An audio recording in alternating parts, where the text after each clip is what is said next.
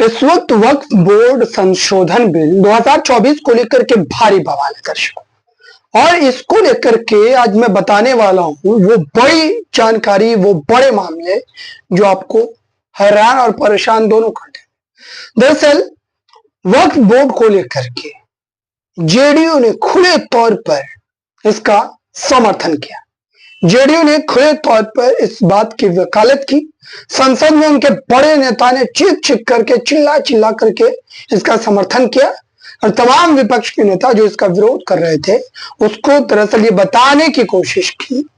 कि आप जानबूझ करके भ्रम फैला रहे हैं, अब जानबूझ करके जनता को भ्रमित कर रहे हैं। लेकिन जेडीयू को शायद इस बात का पता नहीं था कि जेडीयू खुद इस बड़े जाल में फंसने जा रही है। और वही आज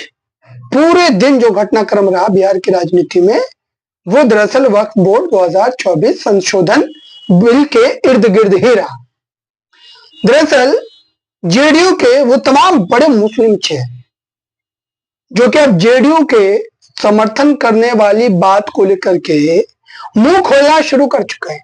वो इस बात का विरोध करना शुरू कर चुके हैं, वो इस बात को लेकर के अपने एतराज को जताना शुरू कर चुके हैं। और कई नेताओं ने नीतीश कुमार से मुलाकात कर इस बात पर फिर से चिंतन मंथन करने की बात कही है, और यही वजह रही कि जेडीयू को प्रेस कॉन्फ्रेंस आनन फानन में करना पड़ा। यानी कि बिहार की राजनीति में जेडीयू पार्टी में एक बड़ा उलटफेर होने की जो आशंका जताई जा रही है उससे इनकार नहीं किया जा सकता। दरअसल सैयद अफजल अब्बास जो कि शिया वक्फ बोर्ड के चेयरमैन भी हैं, जेडीयू के नेता भी हैं, और उन्होंने इस पूरे मामले को लेकर के खुले तौर पर यह बात कही है कि माननीय मुख्यमंत्री जी को इस पर जरूर चिंतन मंथन करना चाहिए और चिंतन मंथन कर इस पर विचार करना चाहिए। और वहीं दूसरी तरफ एक और बड़ा चेहरा गुलाम गौस जो कि एमएलसी भी हैं जेडीयू के, उन्होंने तो साफ तौर पर अपने वाक्य को जो शुरू किया उसमें यही बात कही कि ये जो वर्तमान की केंद्र सरकार, इस पर मुसलमानों को भरोसा नहीं है, चूंकि मुसलमान इनसे धोखा खा चुका है, मुसलमान इनकी नियति को जानता है और इनकी मंशा पर शक है। भले ही सुधारवादी बातें आप कर सकते हैं, लेकिन हमको आप पर भरोसा नहीं है,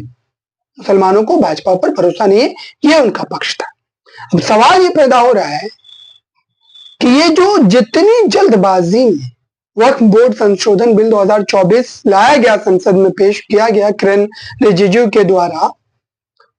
जो अल्पसंख्यक मंत्री हैं, और साथ ही अब इसको लेकर के एक सवाल ये भी उठ रहा है और इसके पीछे का खेल जो है वो मैं आपको समझा देता हूं। दरअसल 1 अगस्त को जिस तरीके का फैसला आया सुप्रीम कोर्ट के द्वारा, जस्टिस चंद्रचूड़, सीजीआई चंद्रचूड़ की अगुवाई वाली बेंच ने जो फैसला सुनाया, जिसमें एससी/एसटी में सब कैटेगरी लागू करने की बात को माना गया, स्वीकारा गया, और इसको लेकर के राज्य सरकारों को एक तरीके का आदेश दिया गया और ये कहा गया कि वो सुनिश्चित करे कि कौन सी ऐसी जातियां हैं जो लगातार पिछड़ रही। और इसको लेकर के दलित समाज में एक आक्रोश, एक गुस्सा जो सड़कों पर देखने को मिला, वो लगातार सड़कों पर निकल रहे थे। और ये आवाज जैसे ही उठनी शुरू हुई, दरअसल इससे ध्यान भटकाने के लिए तुरंत आनन फानन में वक्फ बोर्ड संशोधन बिल ला दिया गया। और इससे भी बड़ी बात आप ये समझिए कि जेपीसी कमेटी के पास जो पूरा का पूरा मामला भेजा गया है, उसकी कमेटी भी गठित की गई है, उसमें कौन कौन से लोग होंगे वो भी तय कर दिया गया। ये बड़ी खबर मैं आपको बता रहा हूं। कुल 31 लोगों की ये कमेटी बनाई गई है, और जिसमें 21 लोकसभा से सांसद लिए गए हैं, 10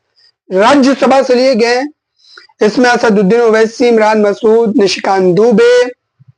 और गोगोई, कई अन्य चेहरों को भी जो है इसमें जगह दी गई है। सवाल ये है कि क्या जो गुलाम गौस ने बात कही थी कि ये जो 4-5 राज्यों के विधानसभा के चुनाव आने वाले हैं,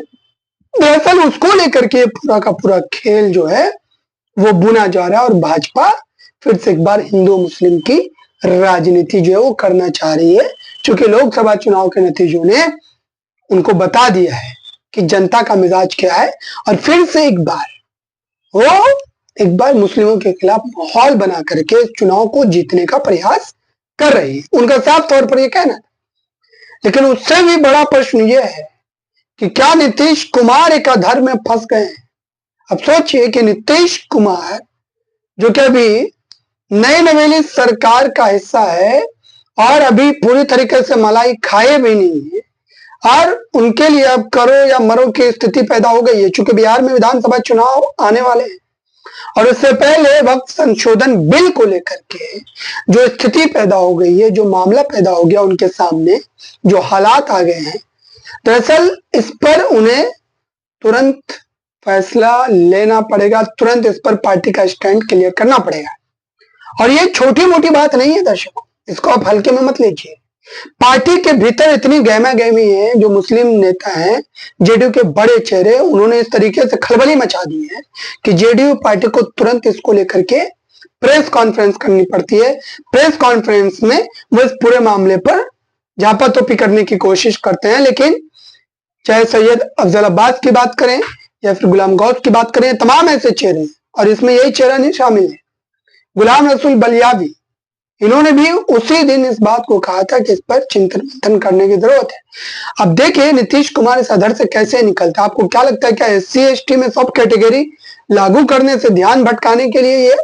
संशोधन बिल लाया गया, या फिर ये 4-5 राज्यों के विधानसभा के चुनाव बीजेपी के जो है निशाने पर है, इसलिए मुस्लिमों के खिलाफ ये माहौल बनाया जा रहा है और नीतीश कुमार की पार्टी के अब टूटने वाली है। क्या मुस्लिम नेता उनके खिलाफ जाने वाले हैं, क्योंकि नीतीश कुमार को अब इस तरफ कुआं और दूसरी तरफ खाई वाली स्थिति जो है देखने को मिल रही है। इस पूरी बातचीत पर आप क्या सोचते हैं, कमेंट बॉक्स में जरूर बताएं। जुड़ रहे हैं हमारे साथ।